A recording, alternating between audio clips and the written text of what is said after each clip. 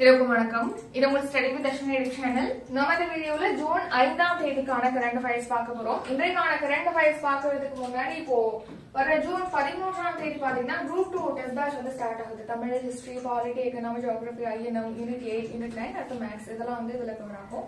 So இந்த பேட்ச்க்கான fees வந்து 850. டிஸ்கிரிப்ஷன்ல வந்து GPay, PhonePe, Paytm, UPI number கொடுத்துருக்கோம். அந்த நம்பருக்கு பே பண்ணிட்டு டிஸ்கிரிப்ஷன்ல இருக்கக்கூடிய வாட்ஸ்அப் நம்பருக்கு ஸ்கிரீன்ஷாட் அனுப்பிங்கன்னா உங்களுக்கு பேட்ச்ல ஆட் பண்ணிடுவோம். வாட்ஸ்அப் குரூப்ல ஷெட்யூல் வைஸா டெஸ்ட் நடக்கும். இந்த பேட்ச் பத்தி வேற ஏதாவது டீடைல் வேணும், ஷெட்யூல் வேணும் அப்படின்னா டிஸ்கிரிப்ஷன்ல கான்டாக்ட் நம்பர் இருக்கு, வாட்ஸ்அப்ல டெக்ஸ்ட் பண்ணி நீங்க கேட்கலாம்.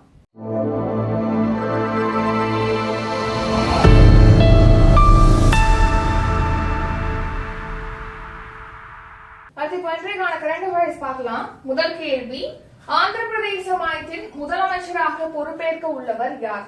Answer option B, Chandrababu Naidu. So பாத்தீங்கன்னா இப்போ 18வது மக்களவை தேர்தல் நடைபெற்றது இல்லையா? சோ அந்த தேர்தலோட சேர்த்து பாத்தீங்கன்னா ஆந்திர பிரதேசம், சிக்கிம், ஒடிசா, அப்புறம் பாத்தீங்கன்னா அருணாச்சல பிரதேச மாநிலம், இந்த மாநிலங்கள்ல சட்டப்பேரவை தேர்தலும் நடத்தப்பட்டது. சோ அதுல ஆந்திர பிரதேச மாநிலத்தில் நடைபெற்ற இந்த தேர்தல்ல யார் வெற்றி பெற்றிருக்காங்க அப்படின்னா சந்திரபாபு நாயுடு. சந்திரபாபு நாயுடு தலைமையிலான தெலுங்கு தேசம் கட்சி தான் வெற்றி பெற்று இப்போ ஆட்சி அமைக்கிறாங்க. சோ ஆந்திராவுடைய முதலமைச்சராக சந்திரபாபு நாயுடு இப்போ 4வது முறையாக பொறுப்பேற்க இருக்காரு. சோ ஆந்திர மாநிலம் பாத்தீங்கன்னா மொத்தமா 175 சட்டப்பேரவை தொகுதிகளை கொண்டதான் ஆந்திர மாநிலம். சோ இந்த 175 சட்டப்பேரவை தொகுதிகள்ல தெலுங்கு தேசம் கட்சி பாத்தீங்கன்னா 135 இடங்கள்ல வெற்றி பெற்று தனி பெரும்பான்மையோட ஆட்சி அமைக்க இருக்கு. சோ அதன்படி தெலுங்கு தேச கட்சியோட சந்திரபாபு நாயுடு அவர்கள் தான் இப்போ அவருடைய 70வது வயதுல 4வது முறையாக ஆந்திர பிரதேச மாநிலத்தின் முதலமைச்சராக பொறுப்பேற்க இருக்காரு. அடுத்து நம்ம சமீபத்துல கரண்ட் அஃபேர்ஸ்ல பாத்துட்டு சிக்கிம்ல நடந்துச்சுல இதே மாதிரி சட்டப்பேரவை தேர்தல்.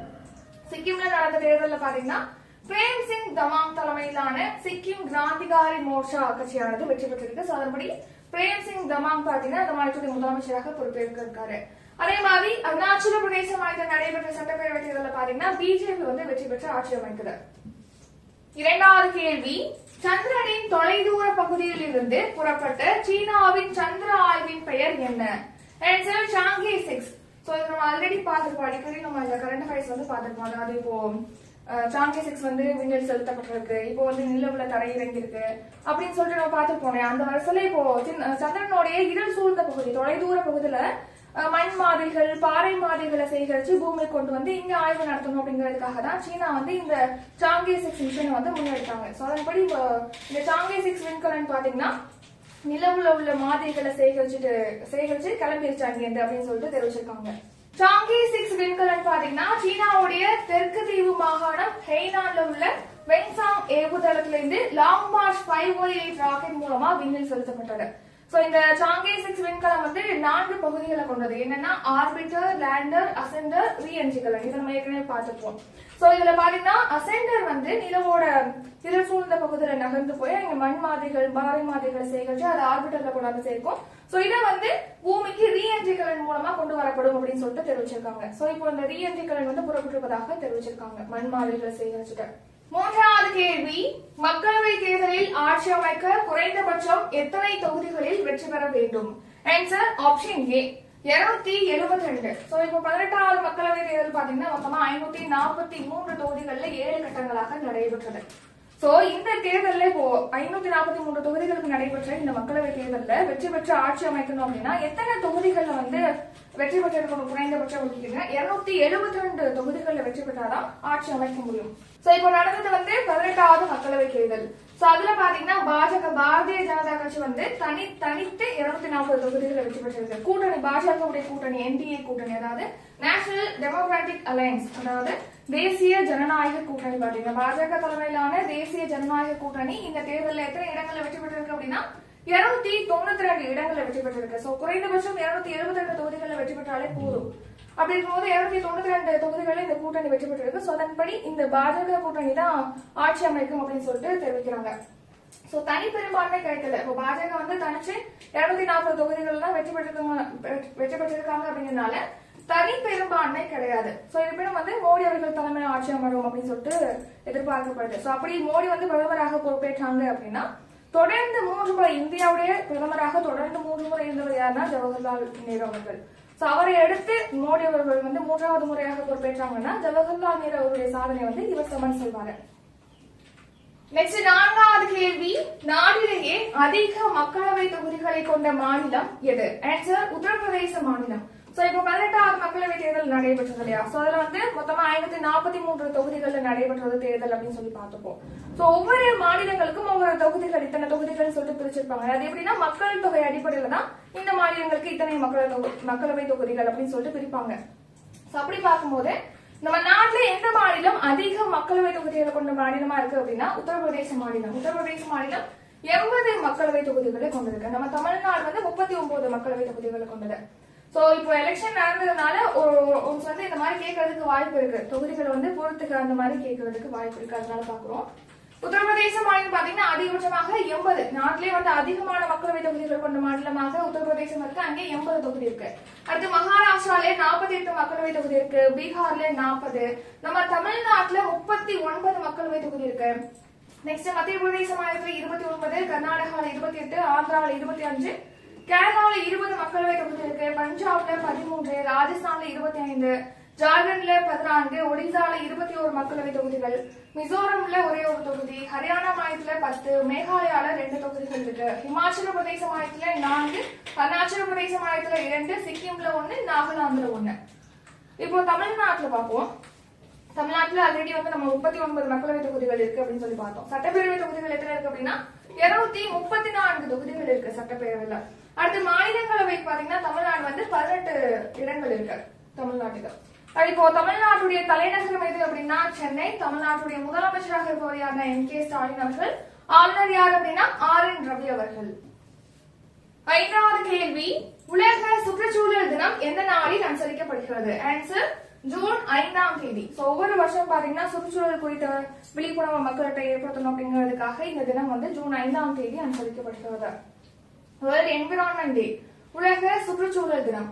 இந்த வருஷம் இந்த உலக சுற்றுச்சூழல் தினத்திற்கான தீம், கருப்பொருள் என்ன அப்படின்னா land restoration, desertification and drought resilience அப்படிங்கறத இந்த வருஷம் இந்த உலக சுற்றுச்சூழல் தினத்திற்கான கருப்பொருள். அடுத்து இது தொடர்பா 2 கரண்ட் அஃபேர்ஸ், முக்கியமான கரண்ட் அஃபேர்ஸ் பார்க்கலாம். என்னன்னா COP28, அதாவது கிளைமேட்டுக்கான மாநாடு, ஐக்கிய நாடுகளின் பருவநிலை மாற்ற மாநாட்டோட 28வது பதிப்பு துபாயில நடைபெற்றிருக்கு. ஐக்கிய அரபு அமீரகத்தின் துபாயில நடைபெற்றது. அதுக்கு முன்னாடி எகிப்துல நடந்துச்சு. COP27 எகிப்துல நடந்துச்சு.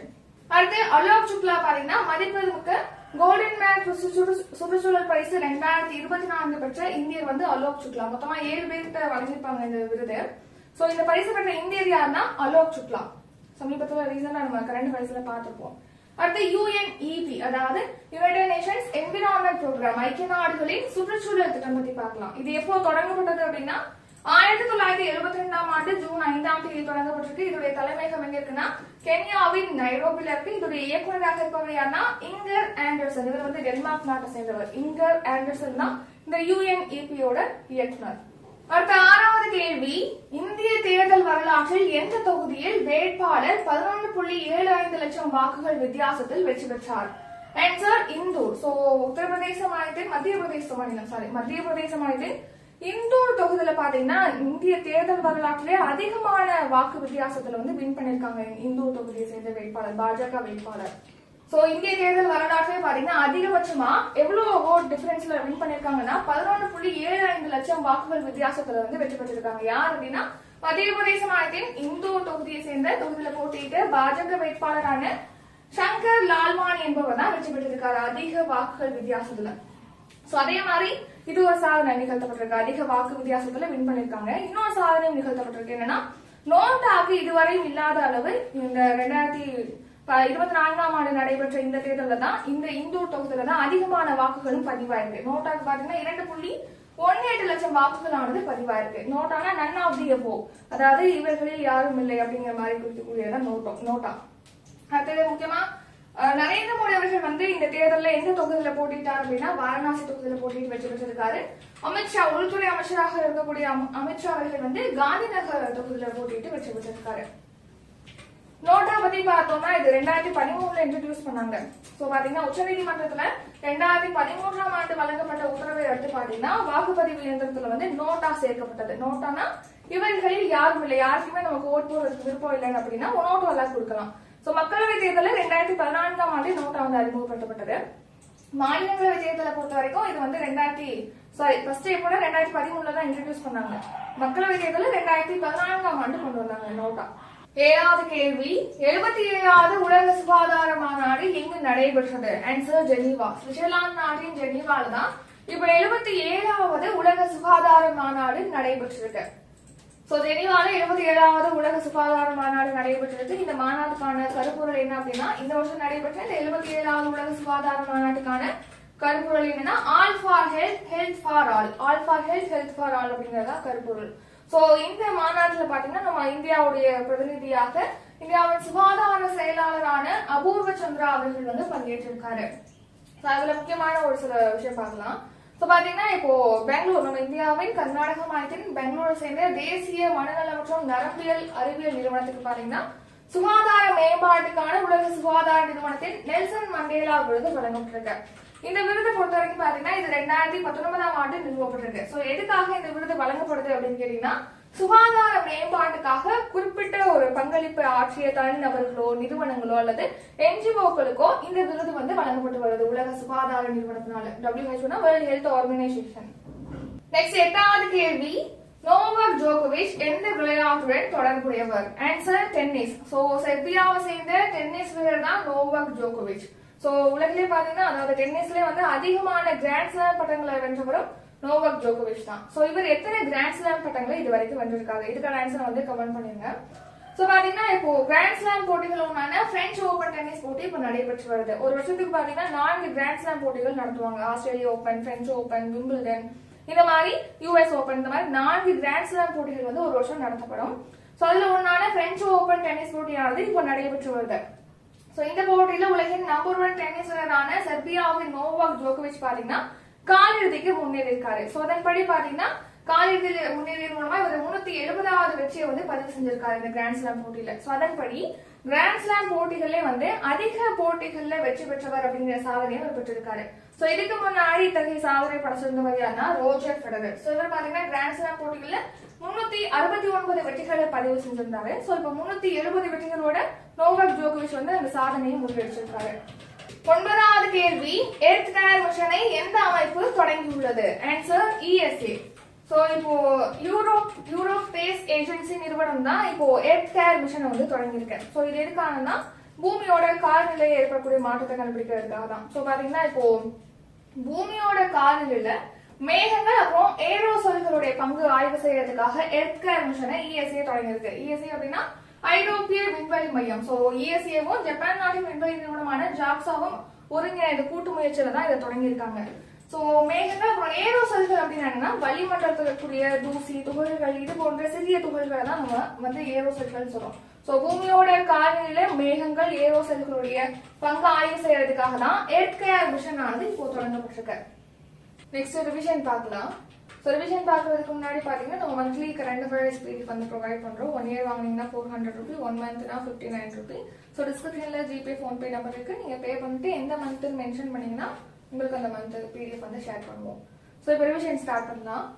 முதல் கேள்வி, ஆந்திர பிரதேச மாநிலத்தின் முதலமைச்சராக பொறுப்பேற்க உள்ளவர் யார்? ஆன்சர் சந்திரபாபு நாயுடு. இரண்டாவது கேள்வி, சந்திரனின் தொலைதூர பகுதியில் இருந்து புறப்பட்ட சீனாவின் சந்திர ஆய்வின் பெயர் என்ன? ஆன்சர் சாங்கே. மூன்றாவது கேள்வி, மக்களவை தேர்தலில் ஆட்சி அமைக்க குறைந்தபட்சம் எத்தனை தொகுதிகளில் வெற்றி பெற வேண்டும்? ஆன்சர் 272 தொகுதிகள். நான்காவது கேள்வி, நாட்டிலேயே அதிக மக்களவை தொகுதிகளை கொண்ட மாநிலம் எது? ஆன்சர் உத்தரப்பிரதேச மாநிலம். ஐந்தாவது கேள்வி, உலக சுற்றுச்சூழல் தினம் எந்த நாளில் அனுசரிக்கப்படுகிறது? ஆன்சர் ஜூன் 5ஆம் தேதி. ஆறாவது கேள்வி, இந்திய தேர்தல் வரலாற்றில் எந்த தொகுதியில் வேட்பாளர் 11.75 லட்சம் வாக்குகள் வித்தியாசத்தில் வெற்றி பெற்றார்? ஆன்சர் இந்தூர். ஏழாவது கேள்வி, 77வது உலக சுகாதார மாநாடு எங்கு நடைபெற்றது? Answer Geneva. எட்டாவது கேள்வி, நோவாக் ஜோகோவிச் எந்த விளையாட்டுடன் தொடர்புடையவர்? Answer tennis. ஒன்பதாவது கேள்வி, எர்த் கேர் மிஷனை எந்த அமைப்பு தொடங்கியுள்ளது? Answer ESA. இத்துடன் இன்றைக்கான கரண்ட் அஃபேர்ஸ் வீடியோ நிறைவடைகிறது. இந்த வீடியோ உங்களுக்கு பிடிச்சிருந்தா லைக் பண்ணுங்க, ஷேர் பண்ணுங்க. நம்ம சேனலை இன்னும் சப்ஸ்கிரைப் பண்ணலன்னா மறக்காம சப்ஸ்கிரைப் பண்ணிக்கோங்க. நன்றி, வணக்கம்.